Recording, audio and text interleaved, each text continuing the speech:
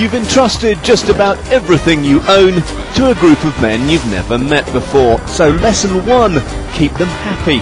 Steer clear of their pet hates. Parking. When people don't organise parking, they forget to keep it clean, the top of the furniture. So go to get something. Sometimes they invite friends and we have kids running around it, which is not good. And the worst crime, of course, Not get a cup of tea. They say along with death and divorce, moving house is one of life's 3 most stressful experiences. Ian and Vaya Davidson have learned enough lessons along the way. They even hired a car just to keep a space free outside. Definitely speak to the council in advance to get your suspension of parking. So you need to allow 15 days for that, apparently. Now no. Do figure out what you're going to pack and where, and also make sure you leave some stuff out that you're actually going to need over the few days while you're packing. House moving is littered with pitfalls. Avoiding them comes at the very first stage of planning.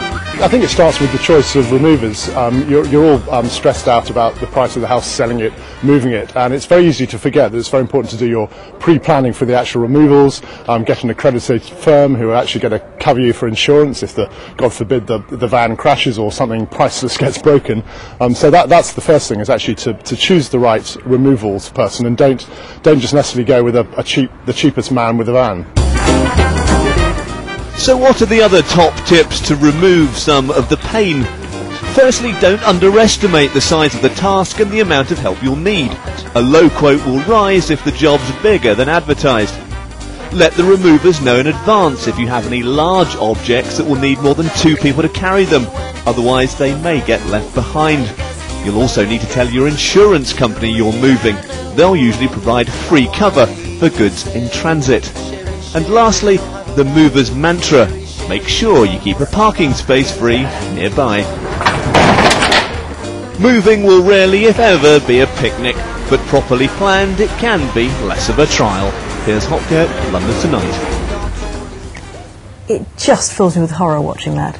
It's been 5 years since I last moved. I can still remember this. My mum was the best in the world, because my mum had to do it every 2.5 years because my dad was in the Air Force. And she had to put up with you and as she well. had to put up with me as well, yes.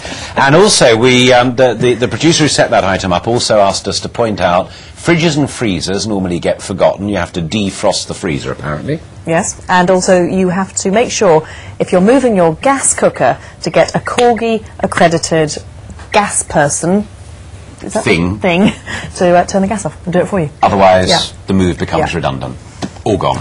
There you go. Right, showbiz. Was that an explosion? It was an explosion. French explosion.